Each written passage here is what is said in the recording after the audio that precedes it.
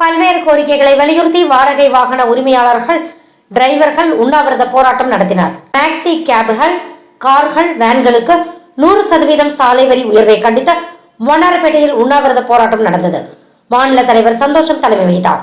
இதில் நிர்வாகிகள் முத்துமணி, தங்கராஜ், ஆறுமுகநைனா, மாடசாமி, கண்ணன், காமராஜ், செல்வராஜ் உட்பட பலர் கலந்து கொண்டனர்.